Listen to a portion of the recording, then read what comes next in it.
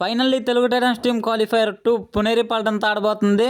So ఈ match చాలా important ఇరు జట్లకి. ఈ మ్యాచ్ ఓడిపోతే డైరెక్ట్గా ఇంటికి వెళ్తారు.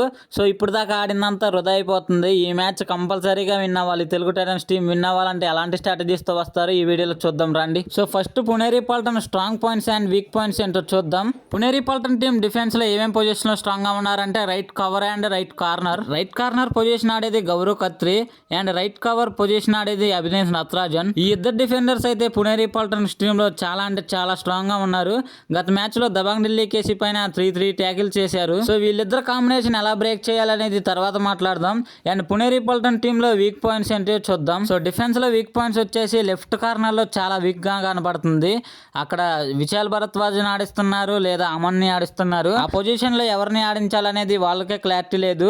సో ఆ ప్లేస్ లో ఎవరు వచ్చినా కొంచెం ప్రెజర్ గా ఫీల్ అవుతారు. సో రైడింగ్ లో మనం లెఫ్ట్ కార్నర్ ని టార్గెట్ చేస్తే సరిపోతుంది. అండ్ లెఫ్ట్ కవర్ లో కూడా గుర్దీప్ సాగ్వాన్ అయితే చాలా బాగా ఆడుతున్నాడు. గత మ్యాచ్ లో 2 ట్యాకిల్స్ చేశాడు. సో ఇంకా పునేరి పల్టన్ రైడర్స్ విషయానికి వస్తే ఆదిత్య షిండే అయితే దుమ్ము రేపుతున్నాడు. ఆదిత్య షిండే ఒక్కడే కాదు, వాళ్ళకి బెంచ్ స్ట్రెంత్ లో కూడా రైడర్స్ అయితే చాలా మంది ఉన్నారు. So Puneri Paltan team riders ని ఎవరిని తక్కువ అంచనా వేసే పని లేదు. యంగ్ ప్లేయర్స్ అయినా చాలా talented players. So Puneri Paltan team captain అసలమినందర్ అయితే గత మ్యాచ్ లో పర్ఫామ్ చేయలేదు. దబాంగ్ ఢిల్లీ కేసీ పైన టై బ్రేకర్ లో అతన్ని ట్యాకిల్ చేసేసరికి ఓడిపోయారు. లేదంటే ఆ టీం ఫైనల్లో ఉండేది. అసలమినందరికి కెప్టెన్సీ బాధ్యతలు ఇచ్చేసరికి అతని పైన ప్రెజర్ అయితే కనబడుతుంది. లేదంటే ఆ రైడింగ్ లో అతని రైడింగే వేరు, జంకలాగా దూకుతూ ఉంటాడు రైడ్కి వస్తే. సో పునేరి పల్టన్ టీం కి బెంచ్ స్ట్రెంత్ లో కూడా చాలా స్ట్రాంగ్ ప్లేయర్స్ ఉన్నారు. సో ఒకళ్ళ ఆడపైన ఒకళ్ళని ఎమ్మటే సబ్స్టిట్యూషన్ చేస్తాడు అదే ఠాకూర్. సో ఓవరాల్ గా పునేరి పల్టన్ టీం అయితే చాలా డేంజరస్ టీం. సో అందుకని వాళ్ళు క్వాలిఫైర్ 2 ఆడుతున్నారు. సో ఇంకా మన తెలుగు టైటన్స్ టీం విషయానికి వస్తే ప్లే ఆఫ్స్ లో వరుసగా 2 మ్యాచ్లు విన్ అవుతూ దూసుకెళ్లి దుమ్ము రేపుతున్నాడు. రైడింగ్ లో అయితే భరత్ కూడా కుర్రోళ్ళ కోత యాక్షన్ మూత అంటున్నాడు. గత మ్యాచ్ లో భరత్ కూడా పట్నా పైరేట్స్ టీం పైన 1 మ్యాన్ షో చేశాడనే చెప్పుకోవాలి. రైడింగ్ డిపార్ట్మెంట్ మొత్తం తన భుజాల మీద వేసుకొని రైడింగ్ లో 23 పాయింట్స్ తెచ్చి తెలుగు టైటన్స్ ఫ్యాన్స్ అందరూ గుండెల్లో నిలిచిపోయాడని చెప్పుకోవాలి. So Telugu Titans team weak point వచ్చేసి మన రైడర్స్.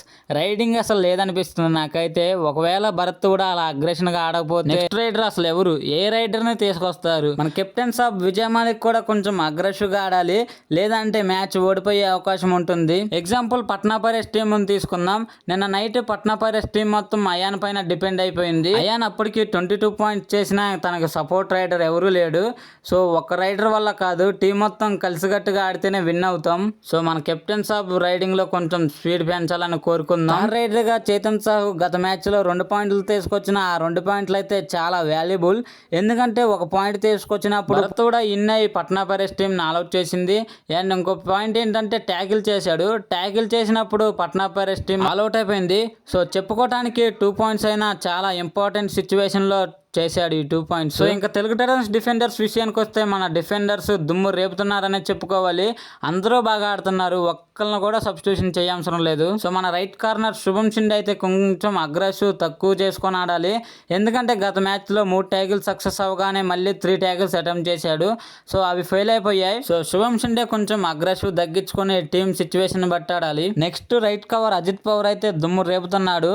సో గత మ్యాచ్ లో 3 ట్యాకిల్స్ చేశాడు. ఆ 3 ట్యాకిల్స్ కూడా చాలా ఇంపార్టెంట్ సిచ్యువేషన్ లో చేశాడు. సో ఈ మ్యాచ్ లో కూడా ఐఫై చేయాలని కోరుకుందాం. Next left corner Ankit Jaglan game గత 3 మ్యాచ్ల్లో కొంచెం తక్కువ అయింది అనిపిస్తుంది.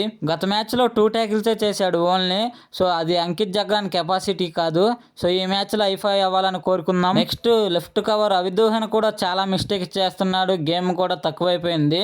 సో గత మ్యాచ్ లో 1 ట్యాకిల్ చేశాడు. సో అవిదూహన్ కూడా ఈ మ్యాచ్ లో ఐఫై చేయాలని కోరుకుందాం. So Telugu Titans team raiding కి వెళ్ళినప్పుడు Gaurav Khatri and Abhinesh Nadarajan and Gurdeep Sangwan. So ఈ ముగ్గురుతో చాలా జాగ్రత్తగా ఉండాలి. సో భరత్ కూడా బోత్ సైడ్స్ రైడ్ చేయగలుగుతాడు కాబట్టి పునేరి పల్టన్ టీంలో లెఫ్ట్ కార్నర్ వీక్ గా ఉంది కాబట్టి లెఫ్ట్ కార్నర్ నుంచి రైట్ స్టార్ట్ చేయాలి. సో ఈ మ్యాచ్ లో ఎవరు ఓడిపోయినా ఇంటికి వెళ్తారు. సో మన తెలుగు టైటన్స్ టీం విన్ అవ్వాలని కోరుకుందాం. సో తెలుగు టైటన్స్ ఫ్యాన్స్ ఎంతమంది ఉన్నారో వాళ్ళందరూ జై తెలుగు టైటన్స్ అని కామెంట్ చేయండి.